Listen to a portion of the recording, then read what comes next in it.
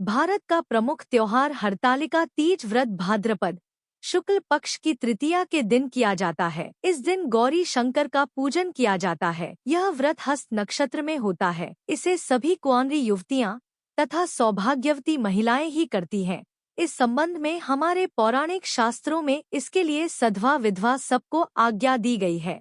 इस व्रत को हरतालिका इसीलिए कहते हैं क्योंकि मां पार्वती की सखी उन्हें पिता प्रदेश से हर कर घनघोर जंगल में ले गई थी। हरत अर्थात हरण करना और आलिका अर्थात सखी सहेली, इसी त्योहार को दूसरी ओर बूढ़ी तीज भी कहा जाता है। इस दिन सास अपनी बहुओं को सुहागी का सिंधारा देती है।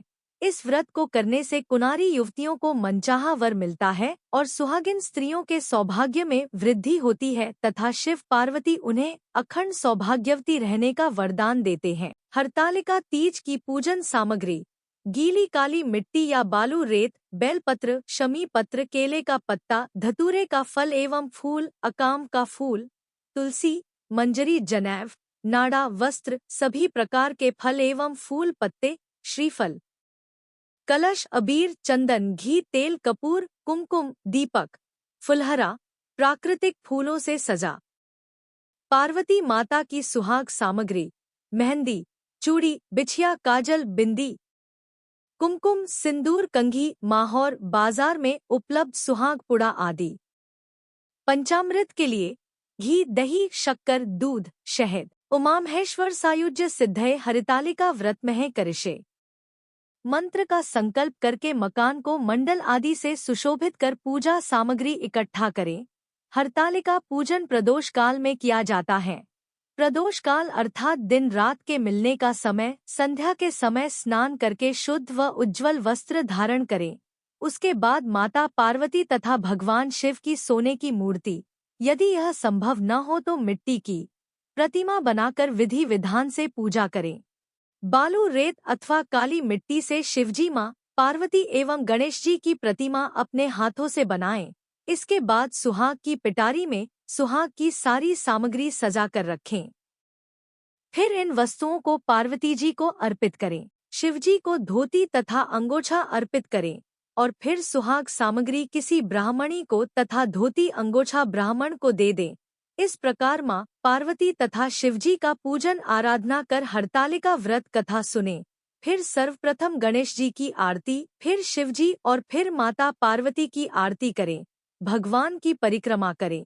रात्रि जागरण करके सुबह पूजा के बाद माता पार्वती को सिंदूर चढ़ाएं, ककड़ी हलवे का भोग लगाएं और फिर ककड़ी खाकर उपवास तोड़े। अंत में समस्त सामग्री को एकत्र कर पवित्र नदी या किसी कुंड में विसर्जित करें। हरतालिका तीज व्रत कथा इस प्रकार है। एक बार भगवान शिव ने पार्वती जी को उनके पूर्व जन्म का स्मरण कराने के उद्देश्य से इस व्रत के महात्म्य की कथा कही थी। श्री भोलेशंकर बोले, हे गौरी, पर्वतराज हिमालय पर स्थित गंगा के तट पर तुमने अपनी बाल्यावस्था में 12 वर्षों तक अधोमुखी होकर घोर तप किया था। इतनी अवधि तुमने अन्न न खाकर पेड़ों के सूखे पत्ते चबाकर व्यतीत किए। माघ की विकराल शीतलता में तुमने निरंतर जल में प्रवेश करके तप किया। वैशाख की जला देने वाली गर्मी में तुमने पंचाग्नि से शरीर को तपाया। श्रावण की मूसलधार वर्षा में खुले आसमान के नीचे बिना अन्नजल ग्रहण किए समय व्यतीत किया। तुम्हारे पिता तुम्हारी कष्ट साध्य तपस्या को देखकर बड़े दुखी होते थे।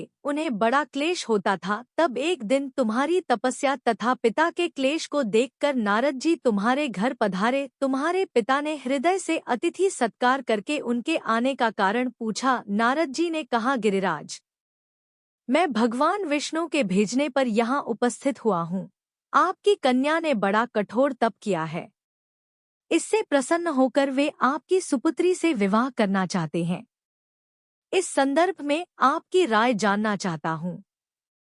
नारद जी की बात सुनकर गिरिराज गदगद हो उठे। उनके तो जैसे सारे क्लेश ही दूर हो गए। प्रसन्नचित होकर वे बोले, श्रीमान, यदि स्वयं विष्णु मेरी कन्या का वरण करना चाहते हैं तो भला मुझे क्या आपत्ति हो सकती है। वे तो साक्षात ब्रह्मा है। हे महर्षि, यह तो हर पिता की इच्छा होती है कि उसकी पुत्री सुख संपदा से युक्त पति के घर की लक्ष्मी बने। पिता की सार्थकता इसी में है कि पति के घर जाकर उसकी पुत्री पिता के घर से अधिक सुखी रहे। तुम्हारे पिता की स्वीकृति पाकर नारद जी विष्णु के पास गए और उनसे तुम्हारे ब्याह के निश्चित होने का समाचार सुनाया, मगर इस विवाह संबंध की बात जब तुम्हारे कान में पड़ी तो तुम्हारे दुख का ठिकाना न रहा। तुम्हारी एक सखी ने तुम्हारी इस मानसिक दशा को समझ लिया और उसने तुमसे उस विक्षिप्तता का कारण जानना चाहा। तब तुमने बताया, मैंने सच्चे हृदय से भगवान शिवशंकर का वरण किया है, किंतु मेरे पिता ने मेरा विवाह विष्णु जी से निश्चित कर दिया। मैं विचित्र धर्म संकट में हूँ, अब क्या करूँ? प्राण छोड़ देने के अतिरिक्त अब कोई भी उपाय शेष नहीं बचा है। तुम्हारी सखी बड़ी ही समझदार और सूझबूझ वाली थी। उसने कहा, सखी, प्राण त्यागने का इसमें कारण ही क्या है?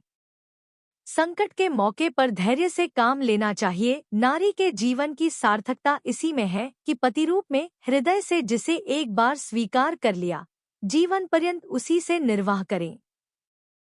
सच्ची आस्था और एक निष्ठा के समक्ष तो ईश्वर को भी समर्पण करना पड़ता है।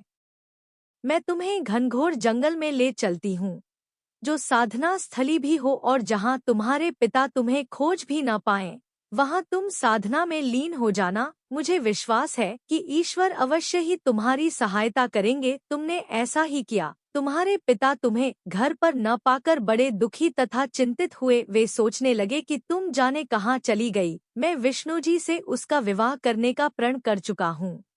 यदि भगवान विष्णु बारात लेकर आ गए और कन्या घर पर न हुई तो बड़ा अपमान होगा। मैं तो कहीं मुंह दिखाने के योग्य भी नहीं रहूंगा। यही सब सोचकर गिरिराज ने जोर शोर से तुम्हारी खोज शुरू करवा दी। इधर तुम्हारी खोज होती रही और उधर तुम अपनी सखी के साथ नदी के तट पर एक गुफा में मेरी आराधना में लीन थी।